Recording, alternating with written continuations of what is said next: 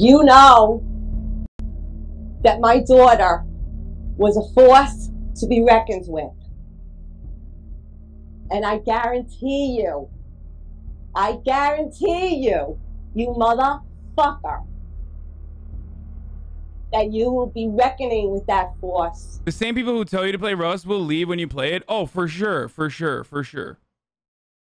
Not only for the rest of your pathetic life, but for the rest of eternity as you fucking burn forever.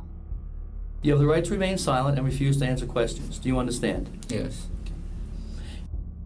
The case of Karina Vetrana? Wait, this isn't Ted Bundy. What the fuck? Did I just get debated?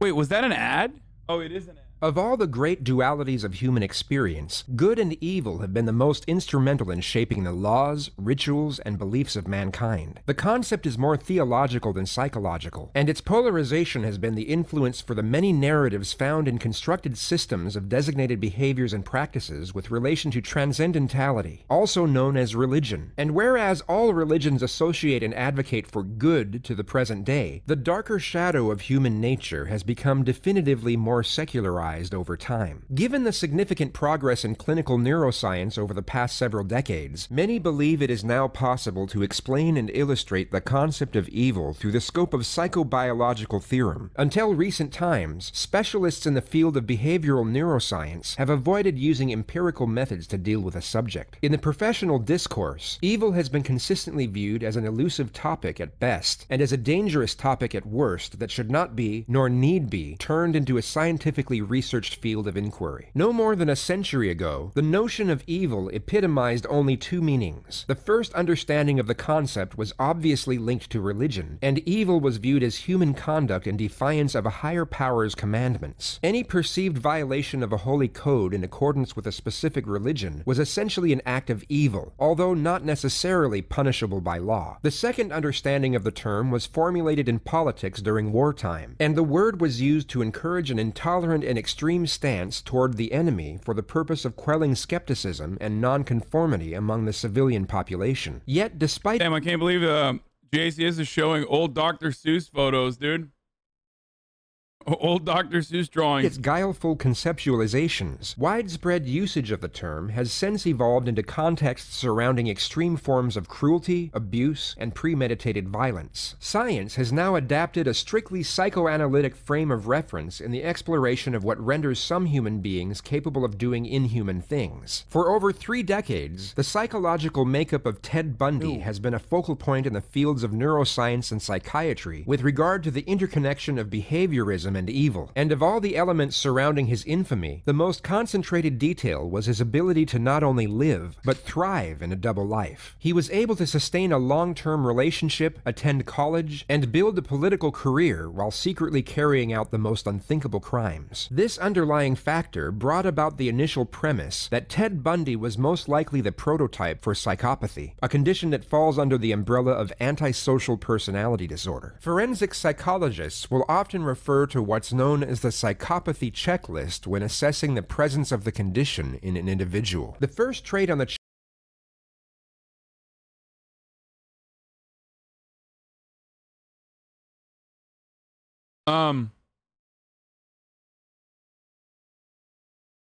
For the record, Ted Bundy, another incredible Republican, and not only that, but also retweet this so that fucking people don't yell when they come in halfway through and say, I'm gonna wait a little bit.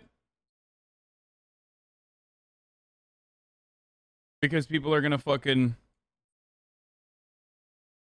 yell and shit on me for fucking not seeing it or whatever. Forehead. Here you go.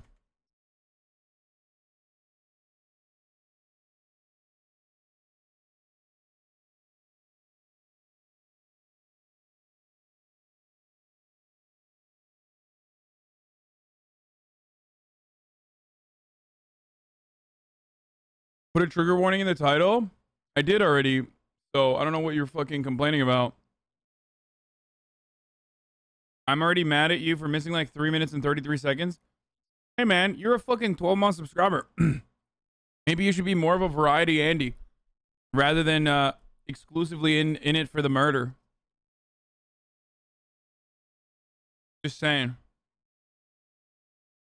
Checklist is cunning and manipulativeness. Bundy would prey on his victims with a ruse, often wearing his arm in a sling or his leg in a fake cast while walking on crutches. He would then use his charm and fake disability to convince young women to help him carry books or unload objects from his car. Once they got to his vehicle, he would strike them over the head with a blunt object, then handcuff them once immobilized and force them into the front seat of his Volkswagen, where he had removed the passenger seat to leave an empty space on the floor for his victims to lie out of sight as he drove away. The next two traits of the psychopathy checklist are glib and superficial charm and grandiose estimation of self. Ted Bundy's personality and social graces defied the serial killer stereotype, allowing him to hide in plain sight as he committed his many brutal sex crime murders before being caught in 1978. Despite never finishing law school, he had the confidence and belief in his own acumen to represent himself in court for his alleged atrocities. By doing so, he essentially destroyed the only argument that could have saved him from the death penalty, which would have been that he was mentally disturbed and deserved mercy. But the mentally disturbed don't make effective lawyers, and most adjudicators have acknowledged that this self-representation was more than adequate, and his courtroom demeanor came across as exceedingly charming and intelligent, which captivated the nation during his trial, and effectively turned him into the pop culture icon he is today.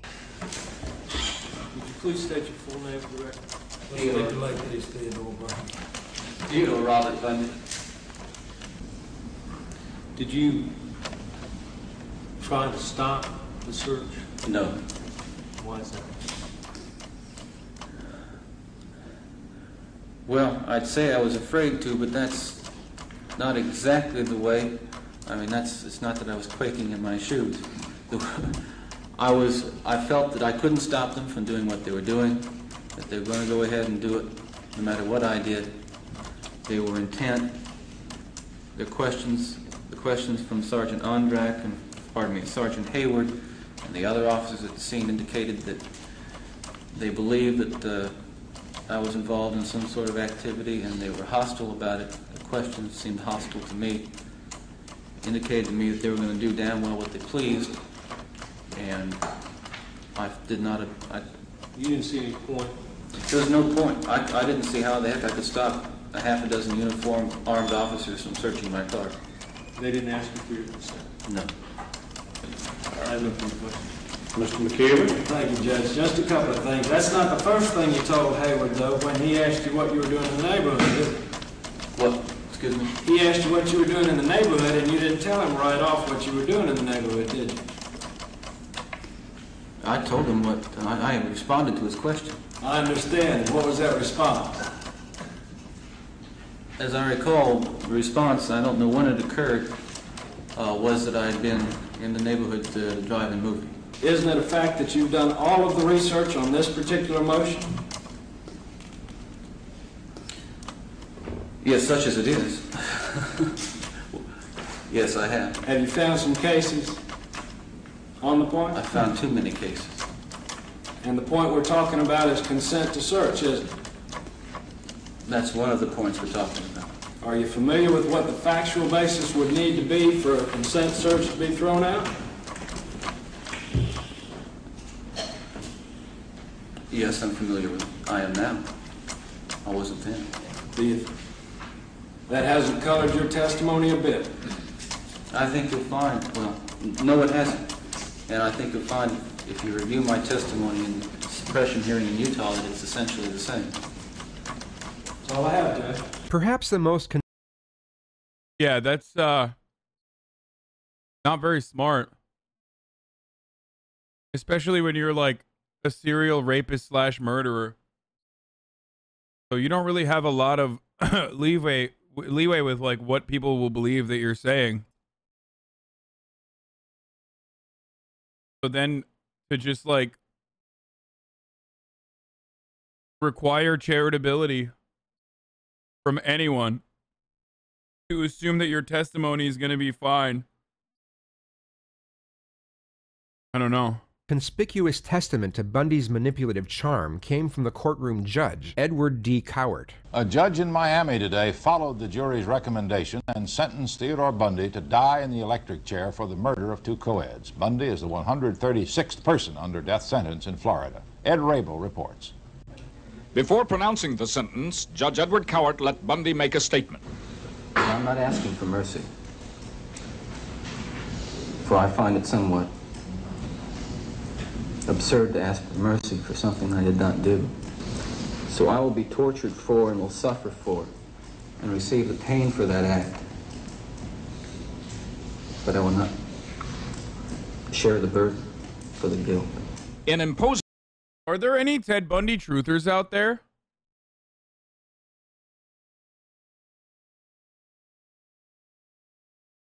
sentence, There have to Judge be, Cowart right? cited the savagery of the crimes and what he called the indifference of the defendant. This court, independent of, but in agreement with, the advisory sentence rendered by the jury, does hereby impose the death penalty upon the defendant Theodore Robert Bundy. Then, in an unexpected move, perhaps an afterthought, Cowart stunned the courtroom with some parting words for Bundy. Take care of yourself, young man. Thank you. I say that to you sincerely. Take care of yourself. It's a tragedy for this court to see such a total waste, I think, of humanity that I've experienced in this court. You're a bright young man. You made a good lawyer. I'd love to have you practice in front of me, but you went another way, partner. Despite repeated and detailed testimonies of the unspeakable horrific Yo. Around, like, it's wild to consider that he's, like, a fucking serial rapist murderer. But, like, around that time, and even to this day, like, black people don't get seen as human beings in the eyes of our criminal justice system, even when they're innocent.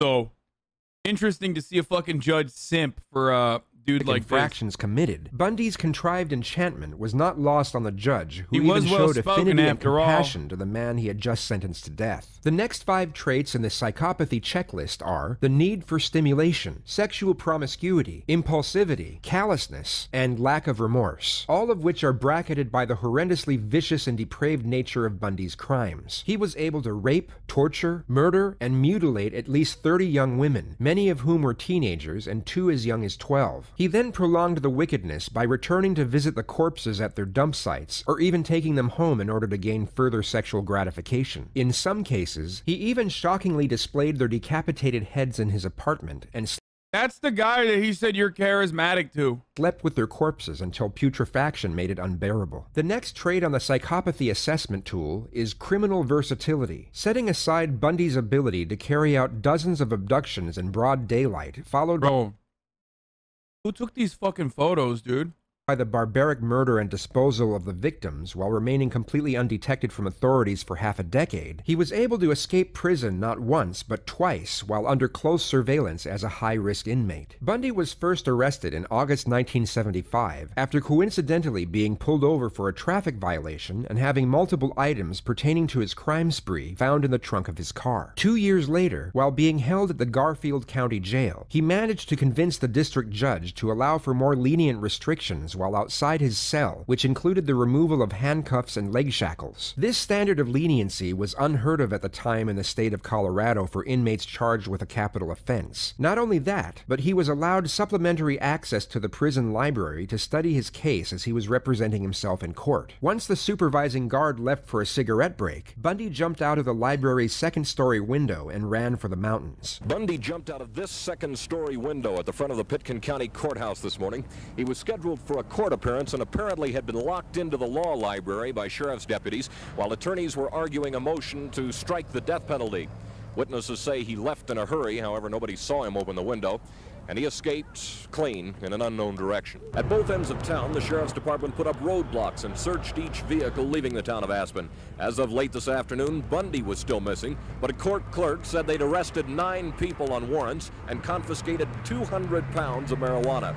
All day long, County Sheriff Dick Keenest has been circling over the wooded hills in a helicopter looking for the suspected rapist killer, but with no success. Ted Bundy, according to Mike Fisher, chief investigator for the DA's office, is a dangerous man, and folks just don't seem to realize it. Fisher is one of the most agitated men in Aspen right now. He refused to comment for our cameras, but he directed a few obscenities in the direction of the sheriff's department and said the sheriff was criminally negligent for allowing Bundy to escape. Meanwhile, life goes on as usual in Aspen. Single, unescorted women walk the streets, presumably unconcerned. They apparently don't know or don't care that Ted Bundy is a chief suspect in the murders of at least 18, possibly 30 young women in 4 states. Each of those women disappeared without a trace, frequently from well-traveled areas just like downtown Aspen. The only trace of many of those women was a pile of skulls. No other bones, just skulls, found on the side of a deserted mountain slope in Washington state. It was not until 6 days after his escape that Bundy was finally apprehended when he was pulled over by police in a routine traffic stop for driving a stolen vehicle. When an inmate is recaptured after managing to escape a correctional facility, U.S. legislation requires them to be kept in isolation for a minimum of 18 months. Bundy was rehoused in the special housing unit of the Garfield County Jail, where 6 months later, he miraculously managed to escape once more. The unit he was housed in had just undergone maintenance, and his cell happened to have a small hole in the ceiling, which was meant for a light fixture that hadn't been installed. Despite being unaware if the hole would lead to anywhere, Bundy ingeniously hatched a plan to lose enough weight over the following months until he was able to finally squeeze through into the crawl space. On the day before New Year's Eve, 1977, he managed to get access to the vent system where he crawled through the area just above the apartment of the chief.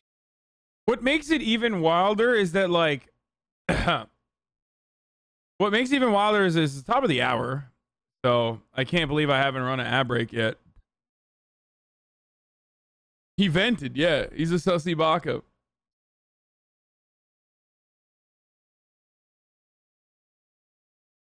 So if you'd like to no longer see the ads, you already know. All you need to do is subscribe. You can do it for $5 or for free with a Twitch Prime. Oh, God, it's so spicy.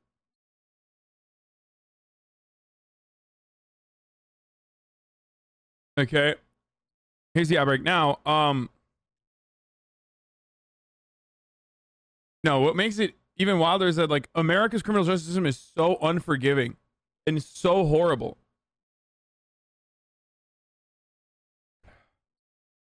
So it's insane that, you know, they have, like, the, if you escape, you get isolation for 18 months, solitary confinement, and Ted was still able to juke his way out of it.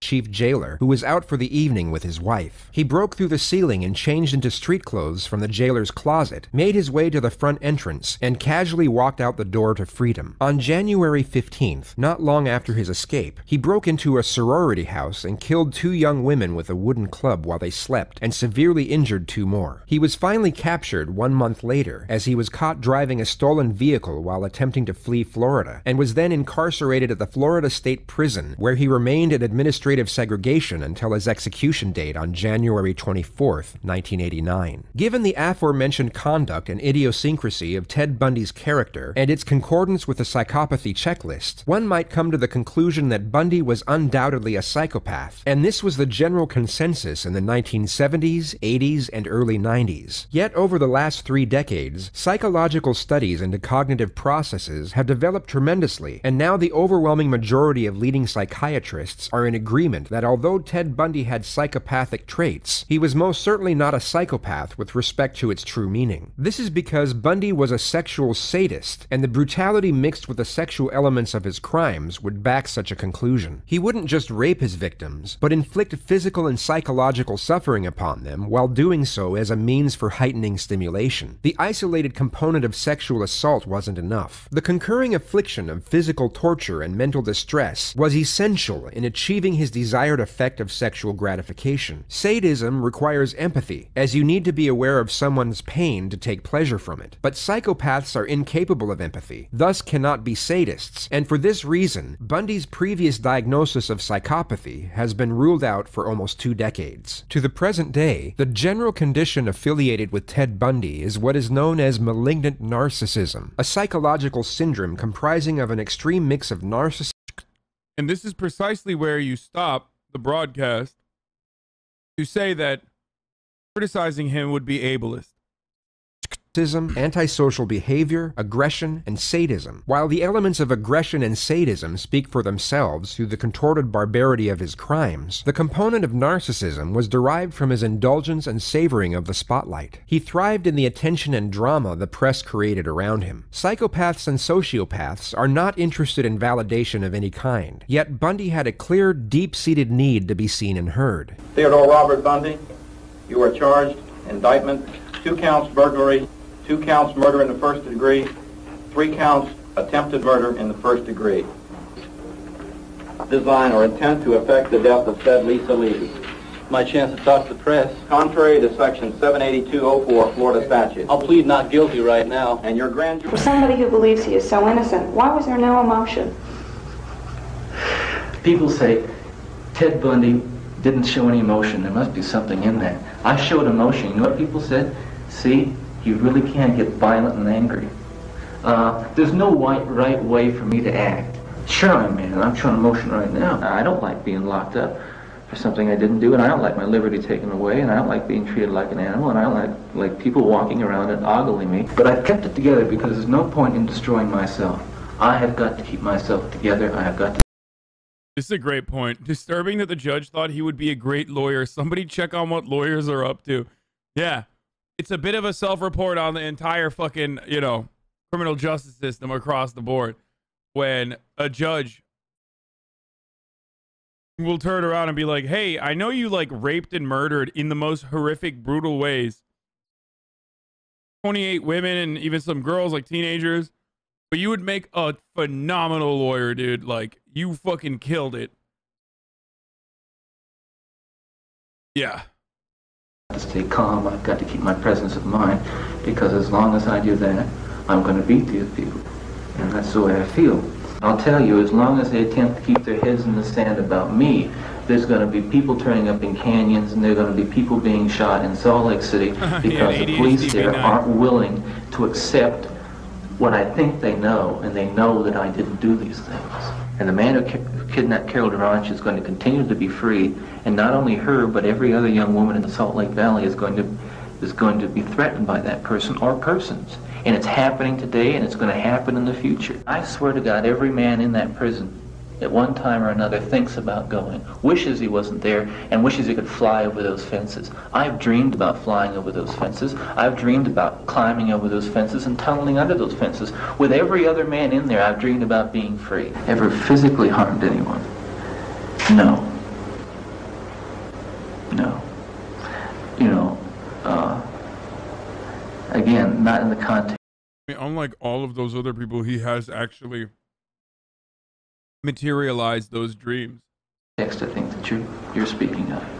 Most of the things he did in life were calculated and self-serving, which included when he chose to confess to his horrifying atrocities. He maintained his innocence throughout his murder trials, and for the Dude, if Ted Bundy was around right now, there would be so many fucking stands on Twitter, his personal experience is valid. He had NPD.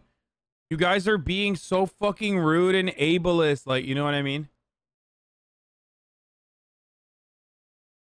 Vast majority of his time on death row. It wasn't until days before his execution that Bundy decided to confess during the latter part of January 1989. He disclosed a litany of infractions to Special Agent William Hagmaier, who is part of the FBI Behavioral Analysis Unit, and who later stated that the sole reason for Bundy's delayed admittance was to extend his life. From Bundy's perspective, his inside knowledge of violent crime was a valuable source of information that needed time to fully disclose, and in turn would delay his execution for at least a few years. Hagmaier stated that the man had no capacity for guilt, only for survival. Bundy admitted to the murder of 30 women. He confessed to rape, torture, necrophilia, and decapitation. 10 of his victims were buried, some were dumped in remote locations, while others were dismembered and displaced, and their remains were never recovered. Despite his proclamation, his execution wasn't stalled. He had ran out of appeals, and his execution date of January 24th, 1989 was practically set set in stone. On January 22nd, just 2 days before his day of reckoning, reports stated that Bundy had reached out to Christian psychologist James Dobson, who had attempted to contact Bundy multiple times throughout his years on death row, but to no avail. He was asked to meet Bundy at the Florida State Prison to conduct what would be his final interview. Dobson accepted, and the consult started just 19 hours before the scheduled execution.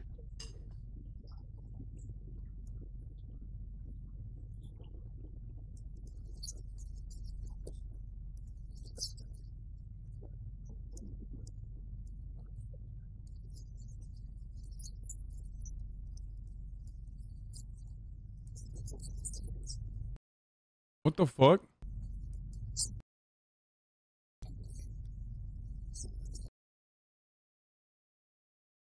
Why is it so low?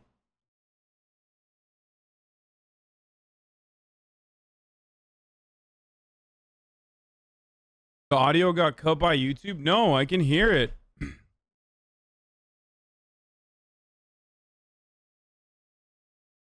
you not hear it?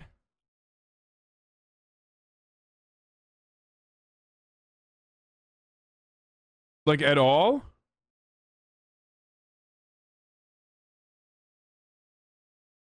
We hear squeaks? Wait, I'm gonna run it. Hold on.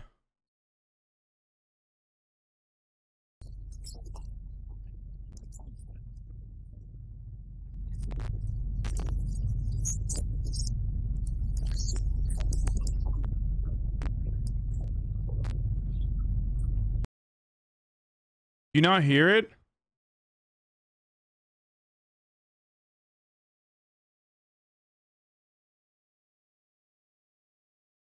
Wait, why can I hear everything that he's saying?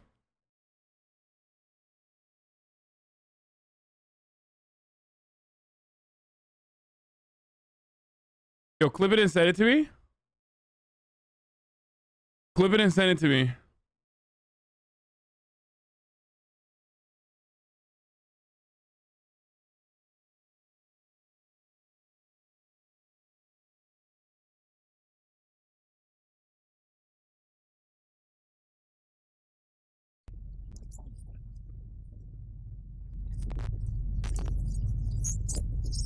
What the fuck?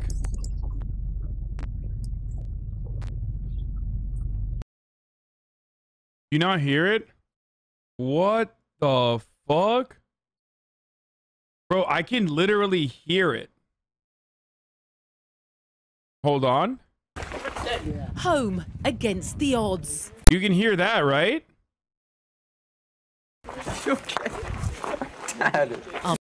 That's so strange, dude. I can hear what he's saying. Hold on. I can hear. Oh, and they know. Oh god, it's so loud. I can hear what he's saying. That I didn't do these Oh god. Okay, that's still very loud. things. And the man who That's kind of crazy that I can literally hear everything he's saying, but you can't. 1989 was Dobson accepted, and the consult. The reference Bundy just made about the sporadic shifts in his emotional tranquility and his newfound prolific mindset is identified in neuropsychology as the psychodynamic experience of debated nature. It's characterized by an atypical state of consciousness that usually occurs in life-threatening conditions. It's essentially a derivative of a near-death experience and delivers a newfound perspective and appreciation of time in relation. Oh, the OBS on my desktop audio is down mixed to mono stereo, sometimes causes that issue. That's what it is. No, because it's on, my OBS is on mono. So you guys don't hear that like random one ear music or random one ear sound. And that's the problem. To cause and effect.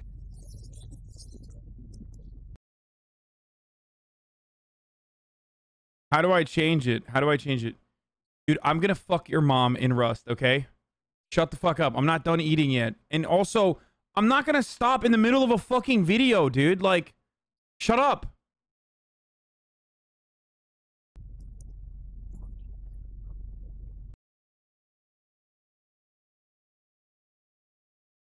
Okay, I need like...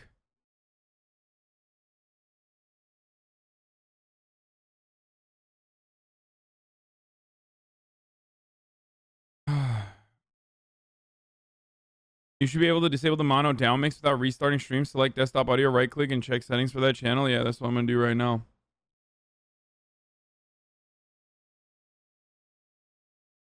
Is it filters? Advanced audio properties, maybe? Desktop audio. Audio monitoring off. No, that's not it. Oh, it is on mono. Hold on. Watch. For the record.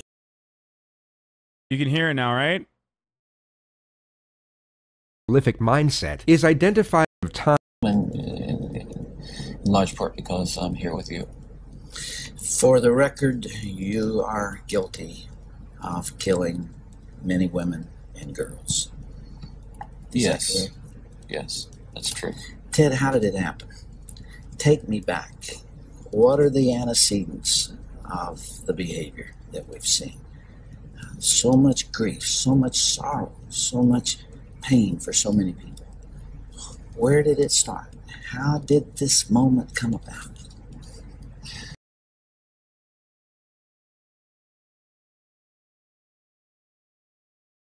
Stop eating and fix it.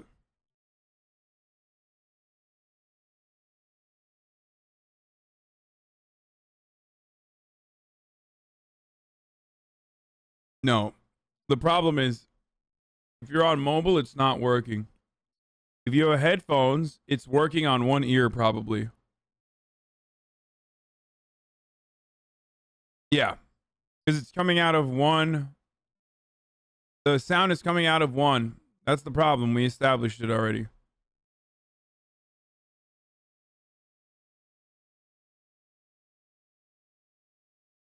Part because I'm here with you.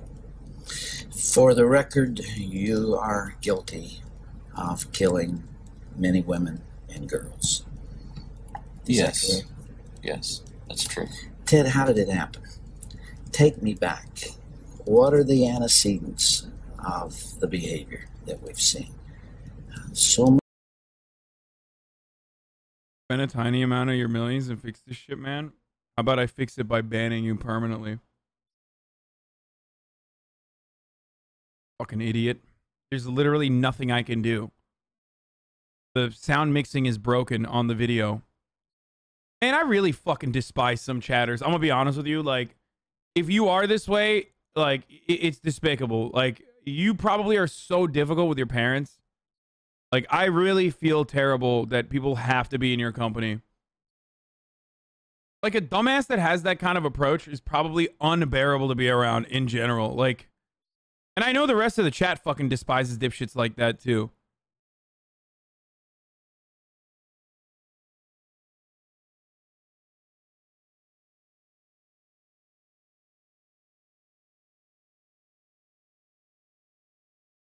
So much grief, so much sorrow, so much pain for so many people. Where did it start? How did this moment come about? That's the question of the hour, and one that not only people much more intelligent than I have been working on for years, but one that I've been working on for years and trying to understand. Is there enough time to explain it all? I don't know. I think I understand it, though. Understand what happened to me. Oh my god! Oh my god, maybe I should change it in the OBS settings to make it be mono. Dude, that's such a brilliant approach, dude. Oh wait, that's what I automatically had, so fucking babies don't complain all the goddamn time when there's like dumbass audio happening. And that's precisely why downsizing it to mono was making it sound like nothing was going on when I did that already.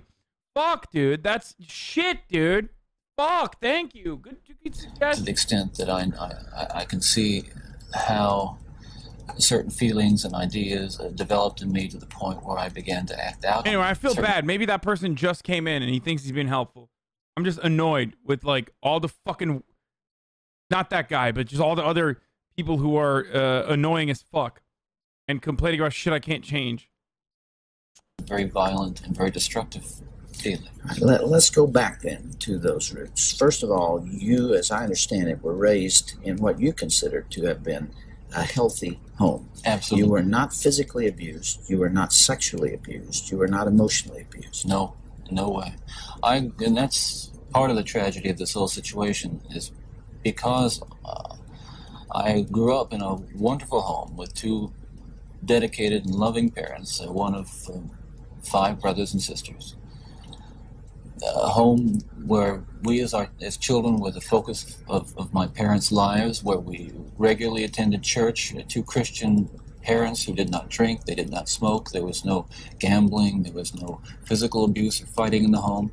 I'm not saying this was Leave It to Beaver. It wasn't a perfect home. Well, no, I don't know that such a home exists, but it was a fine, solid Christian home, and nobody, I hope no one will try to take the easy way out and to try to blame or otherwise accuse my family of contributing to this, because I know, and I'm trying to tell you as honestly as I know how, what happened, and I think this is a message I want to get across. This is one of the fundamental elements that has detached Bundy from his previous diagnoses of psychopathy, sociopathy, and narcissistic personality disorder, but instead affiliated him to his more recent diagnosis of malignant narcissism. He displays thoughtfulness and compassion towards his family, something highly unlikely for an individual to fake in his position, and demonstrates that he genuinely loves his parents. A psychopath, sociopath, and anyone suffering from NPD cannot love. They can pretend to love, and often use the facade as a tool for emotional manipulation and control, yet the biochemical reaction between neuropeptides and dopamine pathways does not occur, and the euphoria—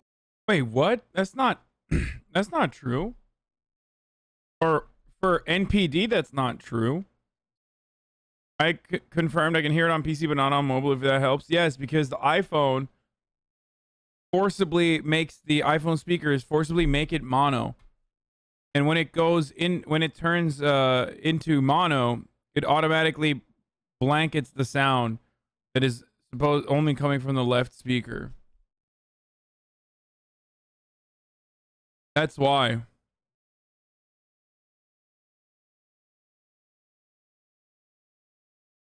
euphoric feeling that neurotypicals get when reuniting with a loved one is a completely foreign concept and unknown to individuals with these conditions. Malignant narcissism, however, requires the apperception of these emotions. A malignant narcissist can only derive sadistic gratification from inflicting pain and sorrow when they fully understand the concepts of pleasure and contentment. As a young boy, and I mean a boy of 12, 13, certainly, that I encountered outside the home again, in the local grocery store, the local drugstore, the softcore pornography, what people call softcore. But as I think I explained to you last night, Dr. Dobson, in an anecdote, that as young boys do, we explored the back roads and sideways and byways of our neighborhood, and oftentimes people would dump the garbage and whatever they were cleaning out of their house, and from time to time we'd come across pornographic books of a harder nature than more graphic, you might say, more explicit nature than we would encounter, let's say, in your local grocery store. And this also included such things as, let's say, detective magazines and more hardcore. Those that involve violence. Yes, yes, and I and this is something I think I want to emphasize is the most damaging. What a piece of shit, dude. Not only does he fucking murder and rape and murder so many people, but then he also goes after porn. You son of a bitch, dude. Fuck you. Kinds of pornography. And again, I'm talking from personal experience. Hard, real, personal. I'll say it. I'll fucking say it, dude. Ted Bundy, not a good guy. Okay? I know it's a fucking brave take. You don't get to hear that a lot, okay? I'll fucking say it, dude. You are a bad person, Ted. Experience. The most damaging kinds of pornography are those that involve violence and sexual violence. Ed Bundy in the chat? Because the wedding of those two forces, as I know only too well, brings about behavior that is just too terrible to describe. Bundy is referring to one of the many neurochemical changes in the brain caused by addiction, known as desensitization. Inside the human brain, there's something called the reward pathway. Its job is to reward you when you do something that feels good by releasing pleasure chemicals. The problem is, this reward pathway can be hijacked. Just like any addictive substance, porn floods the brain with these pleasure chemicals. Over time, the brain gets overwhelmed by the constant overload and starts to build up a dependency to the source. As a result, it's weird when like hyper conservative people will use someone like Ted Bundy to vilify porn, and it's like, why are you trusting anything he said? Like, he's not a good role model, motherfucker. Like, why are you why are you using this as evidence? Like, do you think you're building a good case here? Yeah, I think people should trim their hedges and throw their trash out, which is why here's Hitler telling you that that's the positive and right thing to do. Oh, okay.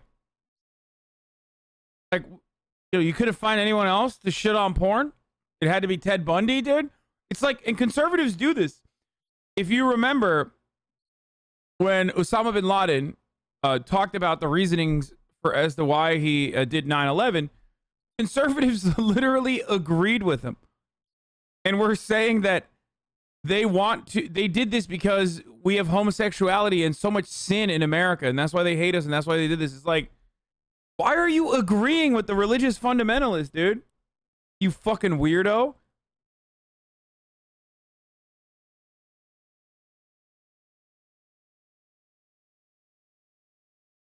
Why are you defending violent porn? What? First of all, I'm not even defending violent porn.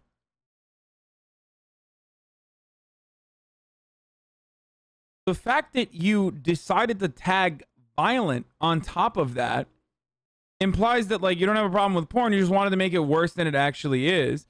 And secondly, what the fuck is violent porn? You know, famously, you can't have blood in porn, right? Like, you literally cannot have any blood in pornography. It's not allowed.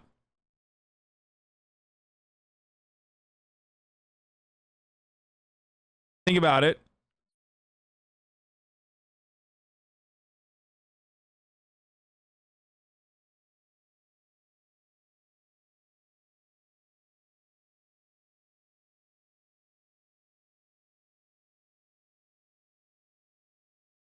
Not in professional porn, yeah.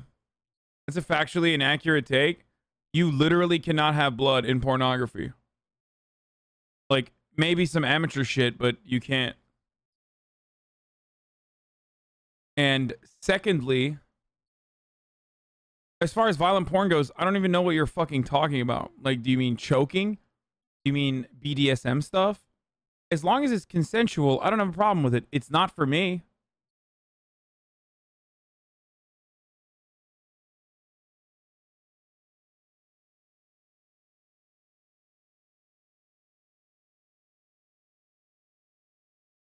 You know about those old graphic VHS tapes? No.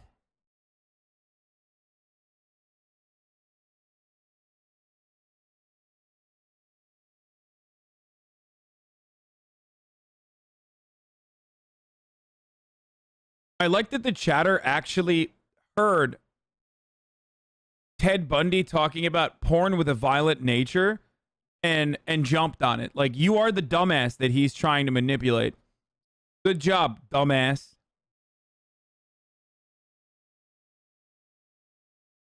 The porn they were looking at in the beginning doesn't seem as exciting, and many porn users move on to more extreme forms of material to get the same rush. Many have to combine sexual stimulation.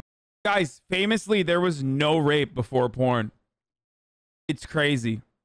Now, if I was a fucking idiot and believed that correlation is causation, okay, I would go so far as to say, since the invention of internet pornography, rapes have actually become less frequent than before internet pornography was readily available.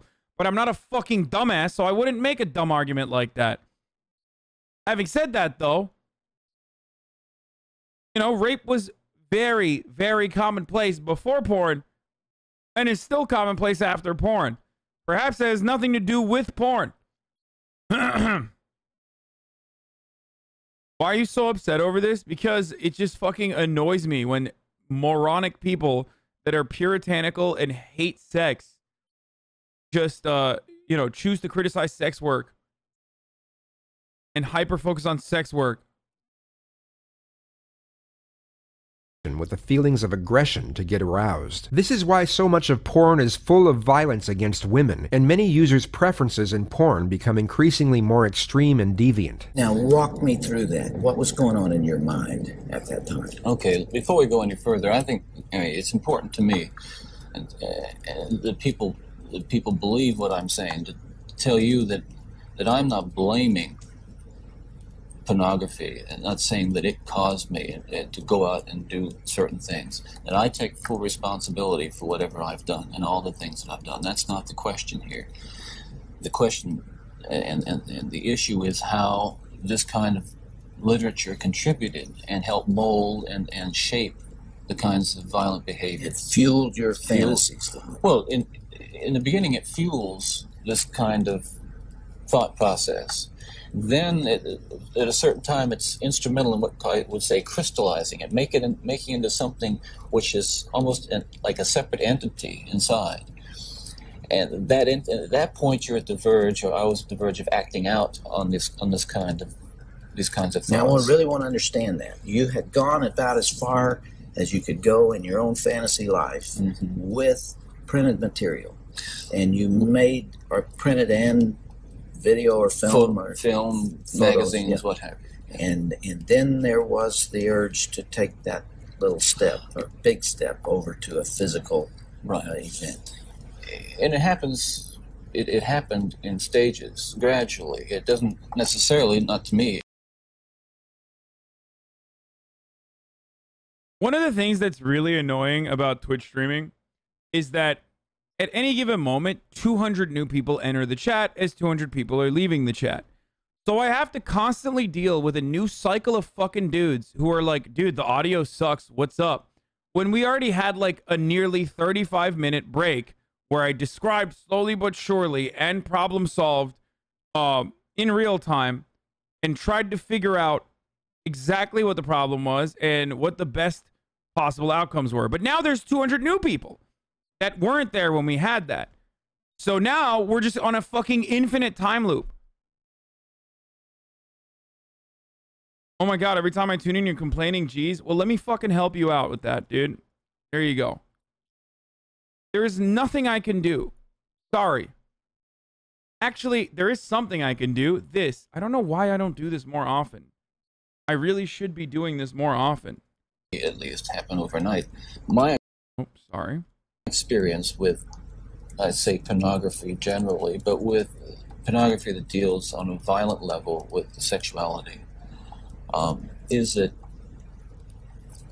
once you become addicted to it, and I look at this as a kind of addiction, like other kinds of addiction, I would keep looking for more potent, more explicit, more graphic kinds of material.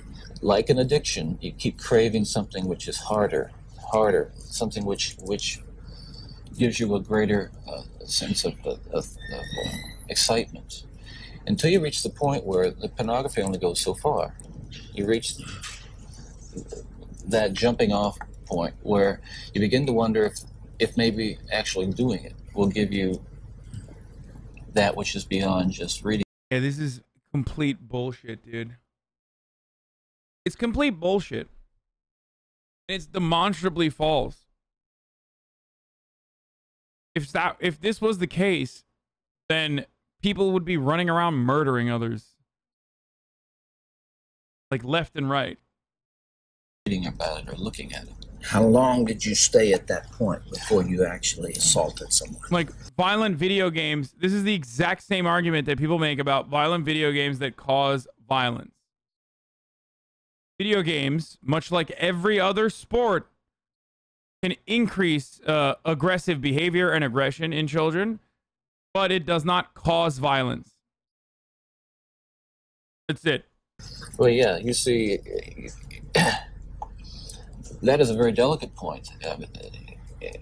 in my own development, and we're talking about having reached the point or a gray area that surrounded that point over a course You don't of remember years. how long that Well, was? I would say a couple years.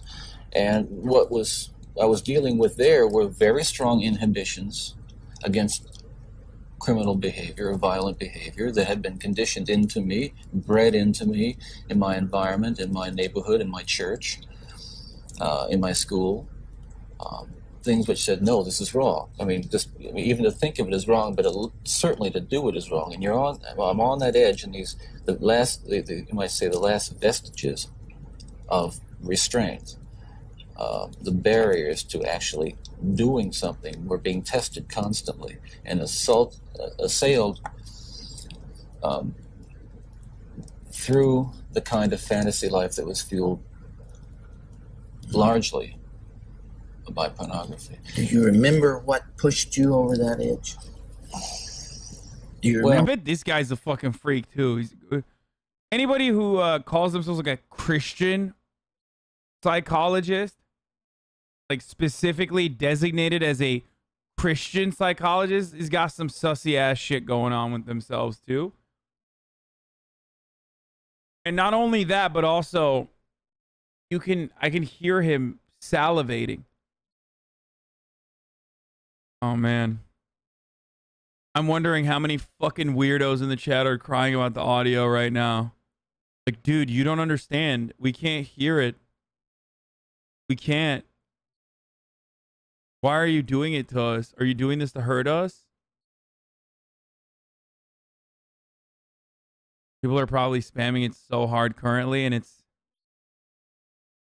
quite liberating not being able to see it every 10 fucking seconds. All right, let's keep going. Remember the decision to go for it? Do you remember where you decided to throw caution to the wind? As mentioned earlier, Bundy confessed to only 30 murders, yet the legitimate number was estimated to be far greater. It could be assured that the truthful response had most likely arose in his thought process, yet he was unwilling to disclose it. Again, when you say pushed, I know what you're saying. I don't want to infer again. I understand that. That I was clear. some helpless kind of a victim, and yet we're talking about an influence that is the influence of violent types of media and violent pornography, which was an indispensable link in the chain of behavior, the chain of events that led to the behaviors, to the assaults, to the murders, and what have you. It's a very difficult thing to describe.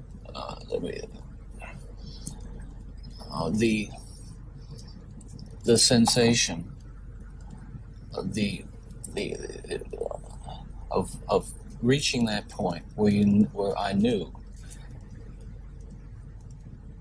that it was like something had, say, snapped, that I knew that I couldn't control it anymore, that these barriers that I had learned as a child, that had been instilled in me, were not enough to hold me back with respect to seeking out and harming somebody. Would it be accurate to call that a frenzy, a sexual frenzy? Well, yes, that's one way to describe it. A compulsion,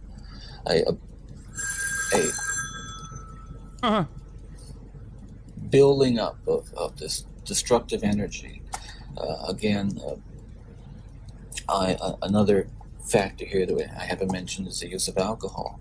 But I think that what alcohol did, in conjunction with, let's say, my exposure to pornography, was alcohol reduced my inhibitions.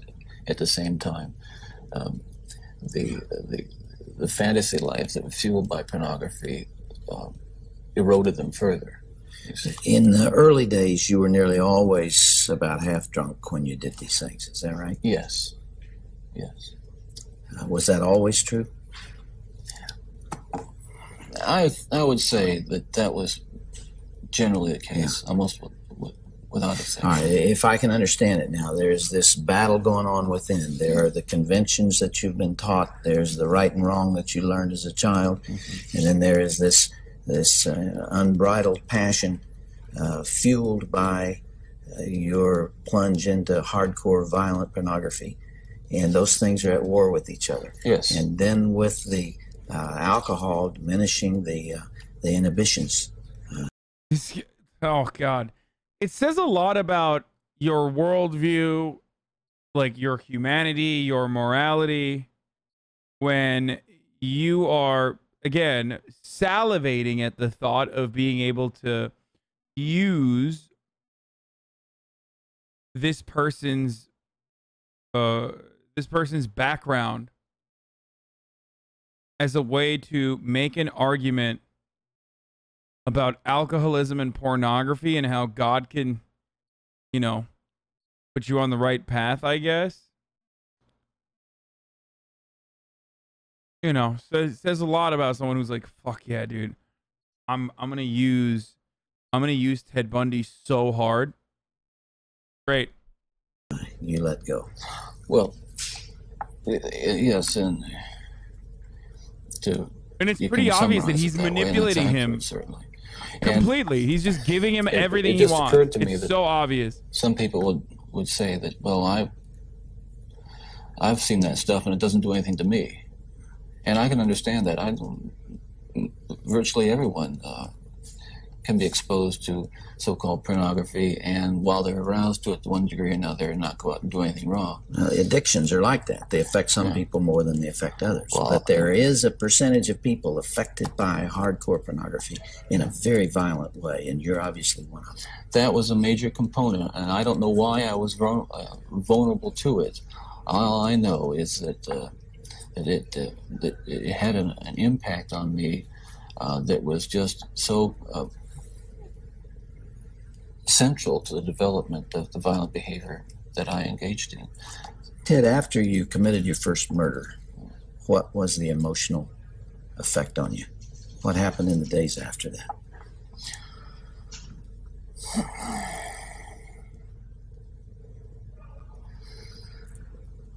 Well, again, please understand that even all these years later, it's very difficult to talk about it, and reliving it through talking about it is difficult to say the least. But I want you to understand what happened.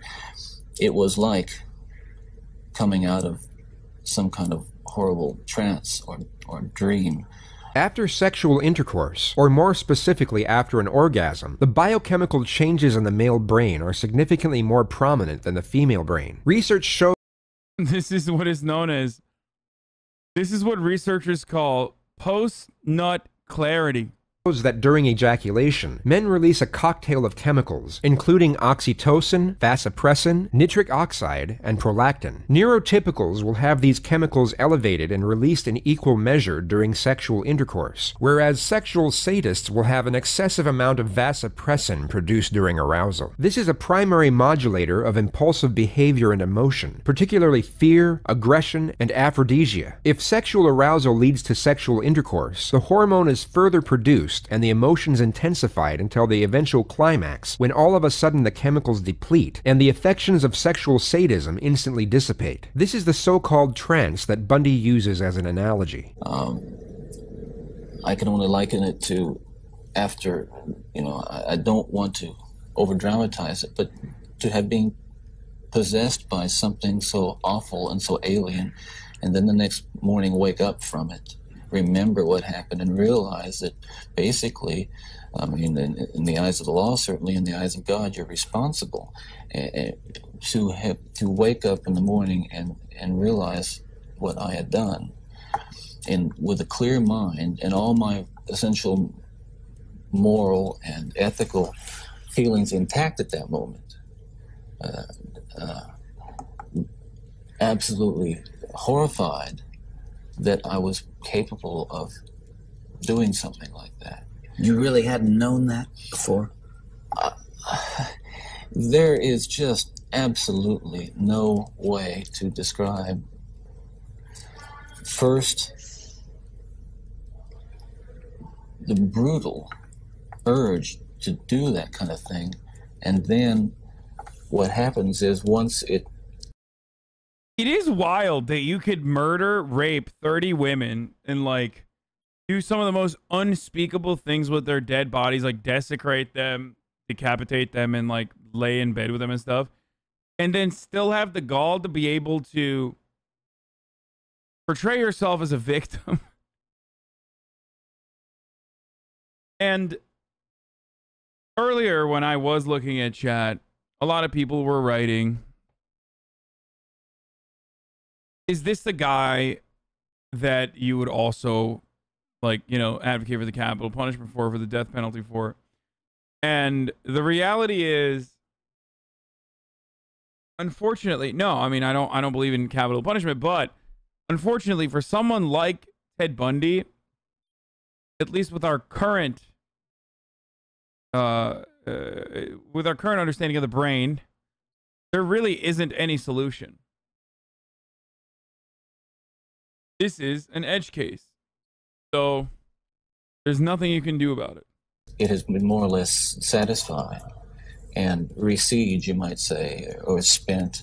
That sense, that kind of energy level recedes. And basically, I became myself again. And I want people to understand this too, and I'm not saying this gratuitously because it's important that people understand this. That basically, I was a normal person.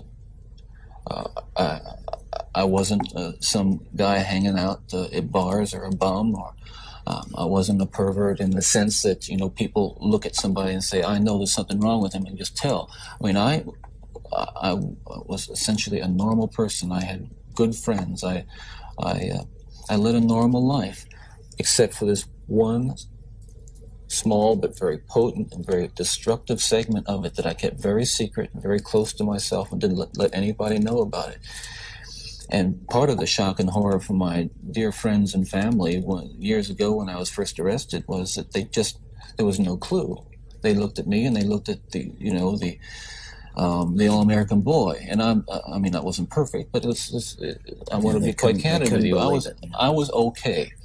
Okay. I was. The basic humanity and basic spirit that God gave me was intact, but unfortunately it became overwhelmed at times. And I think people need to recognize that it's not some kind of those of us who have been so much influenced by violence in the media, in particular pornographic violence, are not some kinds of inherent monsters. We are your sons and we are your husbands. Dude, oh my God. This is so fucked up, dude. Dude, if that was the case, everyone would be doing murders, brother. Like, the amount of murders that would be happening would be unstoppable, unfathomable. Like, yeah, I guess, like, shit, dude. The violence in the media and the violence in pornography just... it really fucked me up, dude. That's why he became, you know, a serial rapist murderer that murdered 30 women. Except he's one of the most unique, like, serial rapist murderers on the planet. So I don't know how he can get away with saying shit like that, but who knows?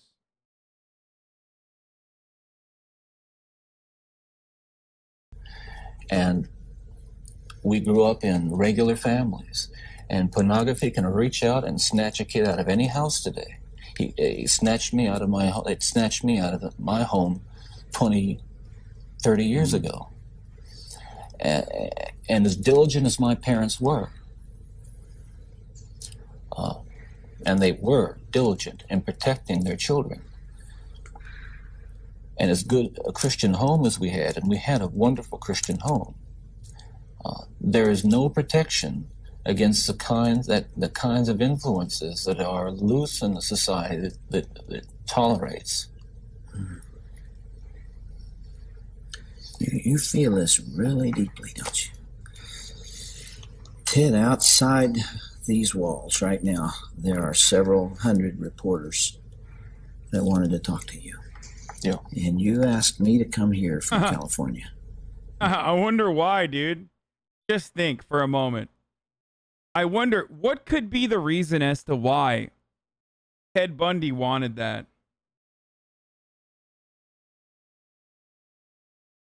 Almost like he's playing you like a fucking fiddle, dude. Because you had something you wanted to say. This hour that we have together is not just an interview with a man who's scheduled to die tomorrow morning. I am here, and you're here, because of this message that you're talking about right here. You really feel that hardcore pornography and the doorway to it, softcore pornography, is doing untold damage to other people and causing other women to be abused and killed the way you did others. Listen, I'm no social scientist, and I haven't done a survey. I mean, I don't pretend that I know what John Q. Citizen thinks about this. But I've lived in prison for a long time now. And John Q. Citizen. Yeah, what does John Q. Citizen think about you? Again, raping and murdering 30 women and 12-year-old girls too. I've met a lot of men who were motivated to commit violence just like me.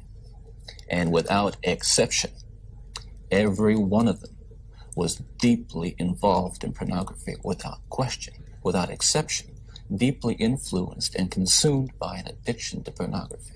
There's no question about it.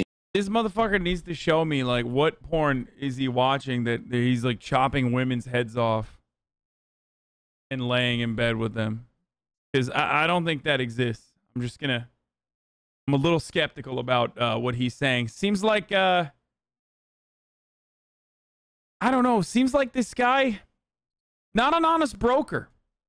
I know I go there a lot, okay? I know I go there a lot on this broadcast. I say a lot of things that you don't expect, where you're like, wow, he went there. Ted Bundy doesn't seem like an honest broker.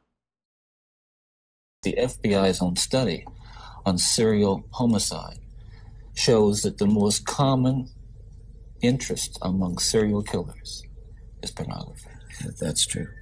And it's real. It's true. Ted, what would your life have been like without that influence?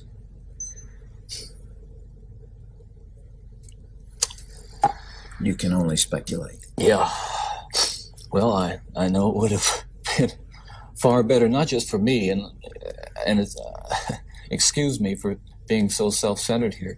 It would have been a lot better for me and lots of other people. I know that, lots of other innocent people, victims and families. Bro, imagine you're about to get fucking killed by the state. And in your final moment, you're like, I'm just going to blame all this on porn. Just like, come on.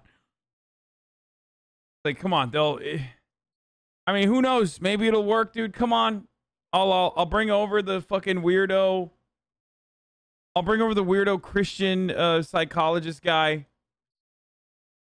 He'll probably play along with my, awful, manipulative, dumbass takes.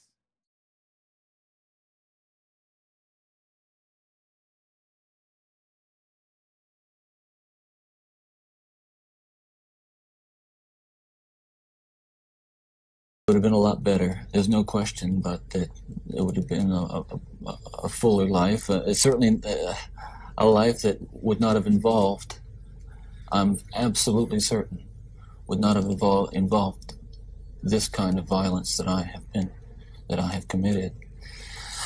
I'm sure, Ted, if I were able to ask you the questions that are being asked out there, one of the most important as you come down to perhaps your final hours, are you thinking about all those victims out there and their families who are so wounded, years later, their lives have not returned to normal. They will never return to normal. Absolutely. Are you carrying that load, that weight? Is the remorse there? Again, I know that people will accuse me of being self-serving, but we're beyond that now. I mean, I'm just telling you how I feel.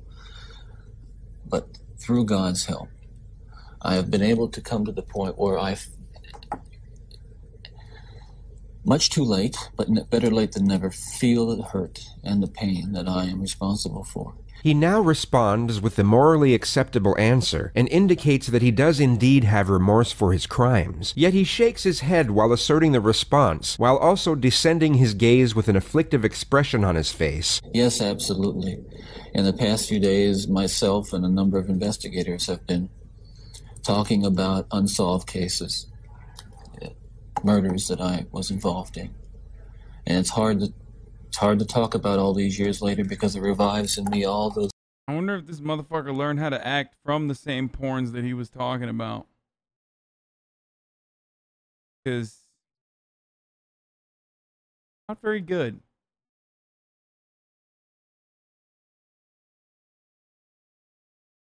Those terrible feelings and those thoughts that I have steadfastly and diligently dealt with, I think successfully, with the love of God.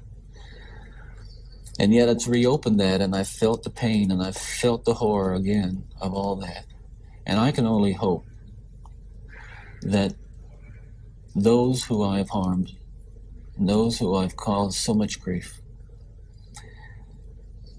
even if they don't believe.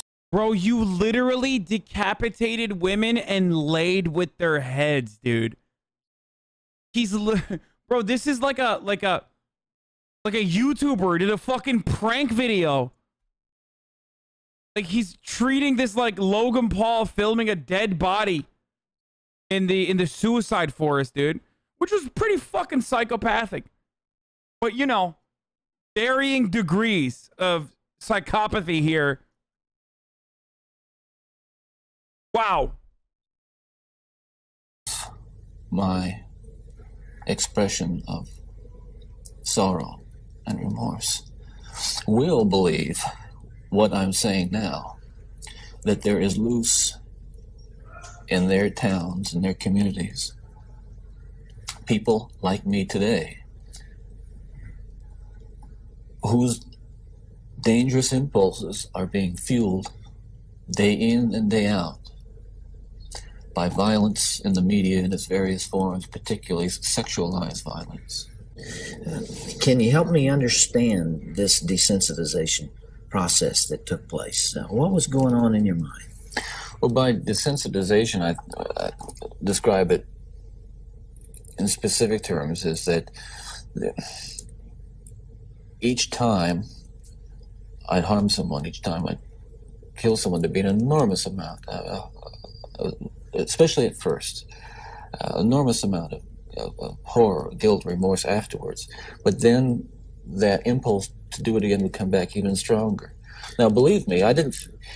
The unique thing about how this worked, Dr. Dobson, is that I still felt in my regular life the full range of guilt and remorse about other things, regret and. But you had this compartmentalized. This compartmentalized, very well focused, very sharply focused area where it was like a black hole. It was like a, like a crack, and everything that fell into that crack just disappeared. Does that make sense? Yeah, it does. One of the final murders that you committed, of course, was apparently little Kimberly Leach, 12 years of age. I think the public outcry is greater there because an innocent child was taken from a... Bro, he's like, hey, we should be friends after this. I think you and I, if things, if you somehow survive this execution tomorrow, we should talk about this further. I do agree. We should get back together and perhaps we can discuss how damaging pornography is. Like, what the fuck? On a playground. What did you feel after that? Man, it's kind of hard, It's kind of hard to recover from, having a 12-year-old for a victim. The public just couldn't understand you. Were there the normal emotions 3 days later? Where were you, Ted?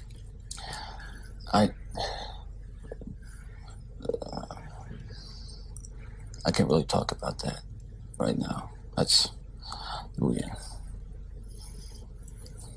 It's too painful. I would like to. I'd like to be able to convey to you what that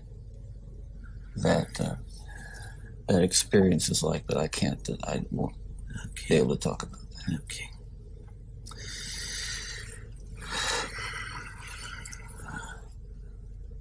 I can't begin to understand. Well, I can try, but I'm aware that I can't begin to understand the pain that the parents of these children that I have and these young women that I have harmed feel. And I can't restore really much to them, if anything.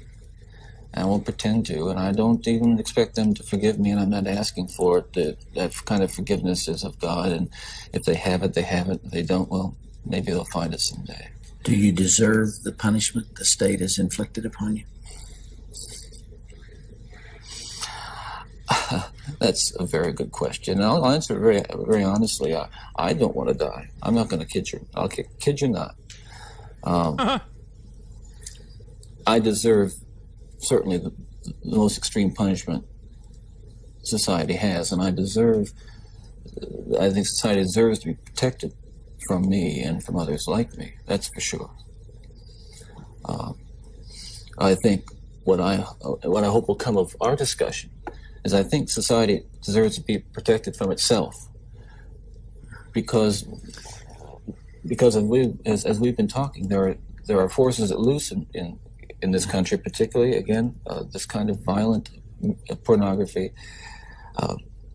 where on the one hand, well-meaning, decent people will condemn behavior of a Ted Bundy while they're walking past a magazine rack full of the very kinds of things that send young kids down the road to be Ted Bundys. That's the irony. We're talking here. Yo. Oh, man. Luckily, there aren't a lot of Ted Bundys out there. Like, it's kind of a once in a lifetime type situation.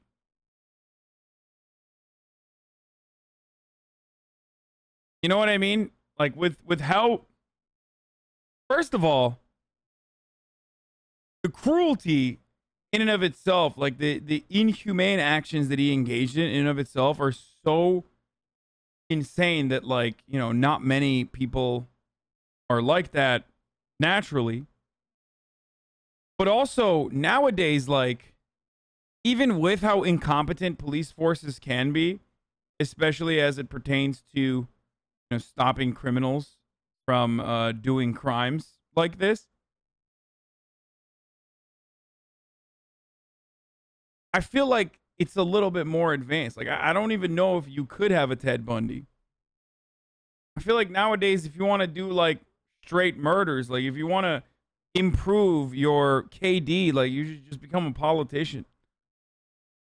Send people off to war, you know? I mean, even back then, it was the same situation, but...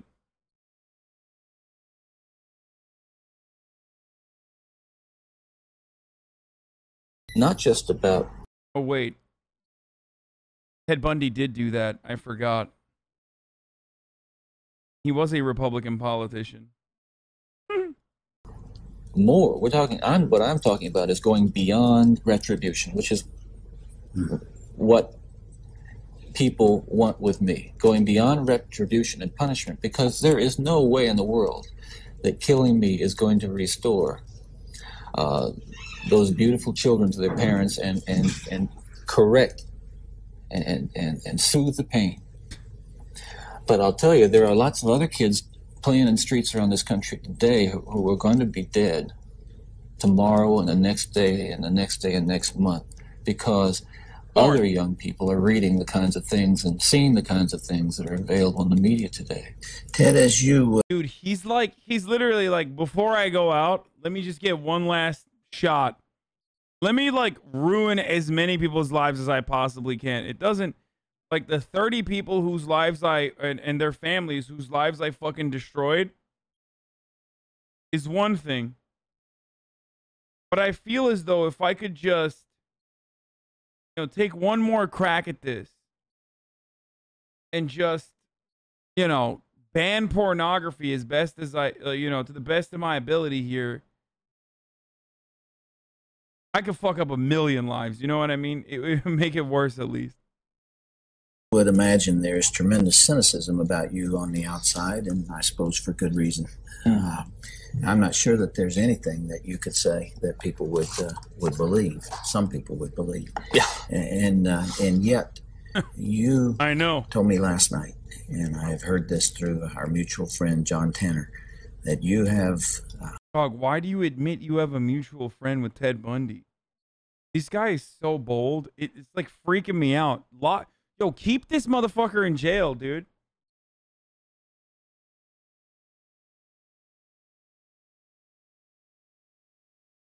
He's way too chill with this guy, dude. It's like, it goes beyond just him using Ted as a mouthpiece for his own personal propaganda.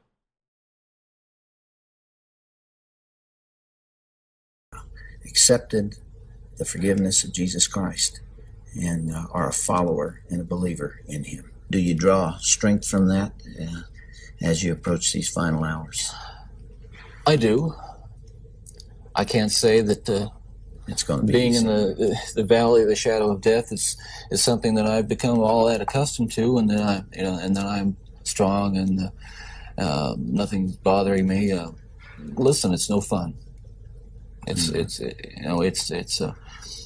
gets kind of lonely, and yet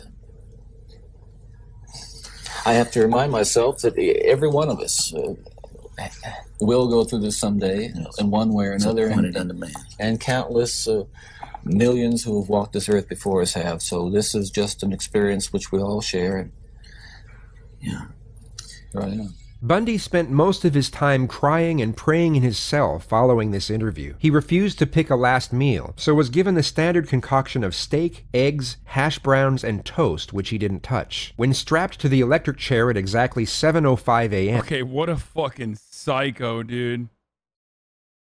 That's the most psychotic thing Ted Bundy has done. Like, he gets a last meal, it's like... You won't even eat the last meal? What the fuck, dude? That is... Could double fried him, dude. Not touching your last meal? What the fuck? His final statement was, "Jim and Fred, I'd like you to give my love to my family and friends." He was speaking to his lawyer Jim Coleman and to his minister Fred Lawrence. Both nodded their heads. His execution was then carried out and he was pronounced dead at 7:16 a.m. Despite the neurobiological particulars, emotional defects, and chemical imbalances constituted amidst the psychological configurations of Theodore Bundy, it's important to note that he was not insane and his impulse control was unimpaired. His emotional awareness and recognition of moral perceptions were intact, and it was his counteractions of these decorums that enabled him to procure his sadistic gratification from his unspeakable atrocities. He was profoundly and unquestionably evil in every essence of the word.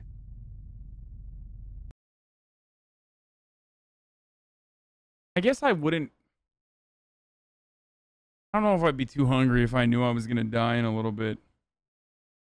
That does kind of make sense.